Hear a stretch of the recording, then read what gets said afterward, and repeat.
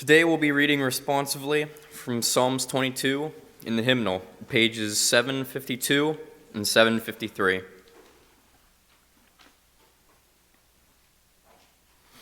My God, why have you forsaken me? Why are you so far from helping me, from the words of my groaning? O my God, I cry by day, but you do not answer. And by night, but find no rest. Yet you, the praise of Israel, are enthroned in holiness. In you our forebears trusted. They trusted, and you delivered them. To you they cried, and they were saved. In you they trusted, and were not disappointed. But I am a worm and not human, Scorned by others and despised by the people. all who see me mock at me. They make mouths at me, they wag their heads. He committed his cause to the Lord. Let the Lord deliver him. Let the Lord rescue him, for the Lord delights in him. Yet it was you who took me from the womb. You kept me safe upon my mother's breast. Upon you I was cast from my birth, and since my mother bore me, you have been my God. Do not be far from me, for trouble is near, and there is none to help. Many bulls encompass me. Strong bulls of Bashan surround me. They open wide their mouths at me, like a ravening and roaring lion, I am poured out like water. and all my bones are out of joint. My heart is like wax. It is melted within my breast. My mouth is dried up like a port shred, and my tongue cleaves to my jaw. You lay me in the dust of death. Indeed, dogs surround me. A company of evildoers encircles me. They have pierced my hands and feet.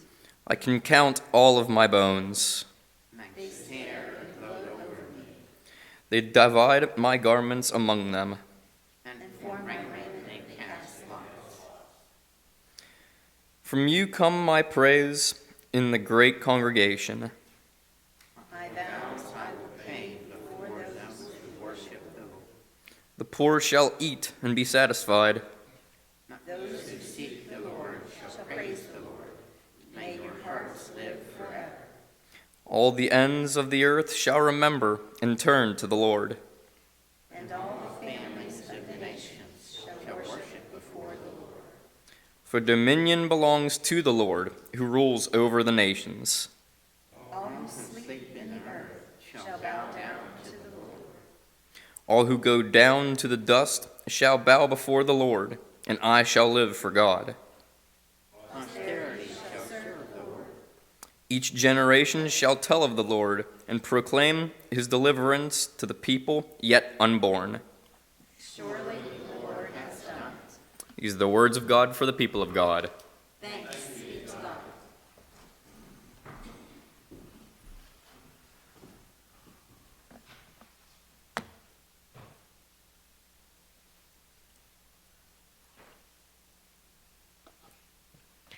Some of you may remember the late Rodney Dangerfield made a living talking about how he got no respect. He said he met the Surgeon General once, and the Surgeon General offered him a cigarette.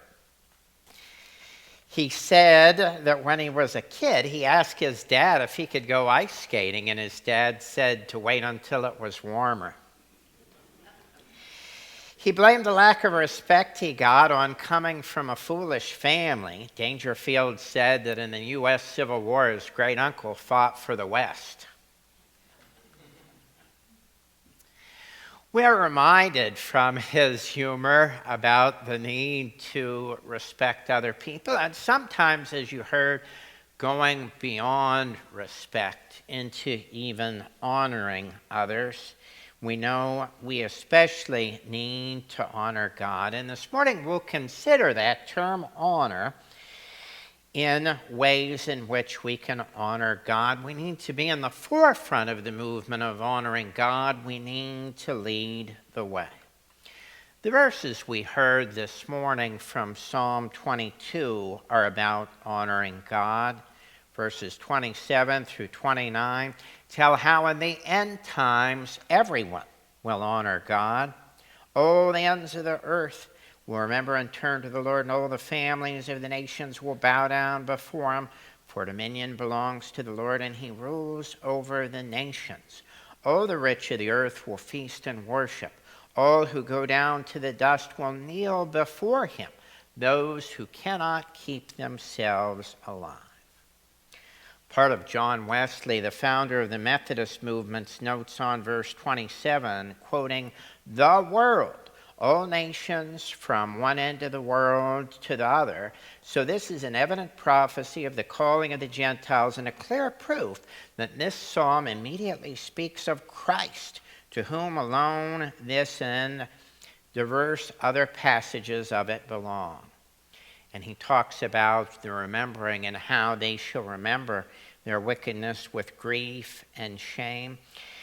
And Wesley goes on to talk about how people shall also remember the gracious words and glorious works of Christ, what he did and how he suffered for them, which possibly diverse of them, a number of them, had been eye and ear, witnesses of the Lord. Wesley's notes connect wonderfully this psalm with communion, as we remember Christ's suffering and sacrifice for us.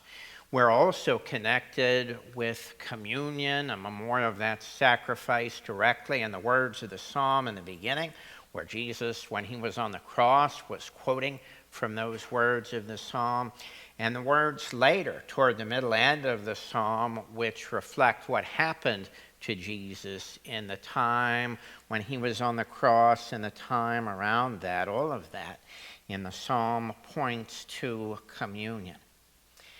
And we're also pointed there through Wesley's words with salvation and with witnessing, an important way to honor God. Then we have this glorious vision of the end times, verses 27 through 29, in which God is given his due. Then in verses 30 and 31, it shifts to what we might think of as the in-between times. In between the times of the Bible, Old and New Testament, and the end times, the final days, it shifts back to the now times, when God's righteousness and accomplishments are shared with the next generation over and over again. That reminds us it's an important way to honor God, to keep our children and the next generations on the right path. Maybe there are some who will end up being the people in the very final days who only then begin to honor God because they're forced to. But we don't want to be those people. We can be the people in the end times who only then begin to honor God because they see the second coming. We don't want to be those people. We can be the people in the final days who honor God immediately before Christ's coming again. Well, better late than never. But we don't want to be those people either. We want to be those who are leading the way in honoring God. On this Epiphany Sunday, we remember the wise men. They brought their gifts to young Jesus. And when they did that, that was their way of honoring God in a very special way, through their travel, through their keeping where Jesus was a secret, and through bringing the gifts. We would be wise to continue honoring God in ways that help others to be willing to receive the gospel message and honor God. We can honor God with our time, our giving, our talents. We can continue to honor God by singing about God and all that is great that God has done. We can honor God by helping others. We can honor God as we remember that everything that we have in our lives that is positive is a gift from God. We know God's important and doesn't want to be taken for granted. Exodus 34:14 reminds us, God said, "Do not worship any other God, for the Lord, whose name is jealous, is a jealous God." And so we try not to put anything in our lives before God. Anything that we make more important than God can get us into trouble. Now, we often have trouble honoring a person in a relationship when that person doesn't spend much time with us. Imagine that you had a friend that you got together with regularly, then all of a sudden your friend didn't return your phone calls and you didn't hear from your friend for months. Months. This was a good friend. Then your friend shows up at your door, knocking on your door and asking for a big favor. You know, how are you going to feel? You can imagine you would feel a little bit resentful. If your friend hadn't returned your calls or gotten together with you for months, all of a sudden asking for this big favor. But it's not like that with God, because God always desires to be with us. God always wants to be with us in tough times and in good times in a very special way. And God doesn't desert us, even when it may seem like that sometimes. But God wants to be with us intimately all the time. In communion, we have the opportunity to experience a special closeness to God, who always wants to be with us and help us. And in response to that feeling, and in response to the knowledge of God's presence, we do need to be leading the way, leading the forefront of the movement to honor God in all that we do. Let us honor God now by expressing our gratitude as we turn to our great thanksgiving and read responsively. But before that, just for the first verse, as I uncover those elements, just for the first verse, please sing number 618.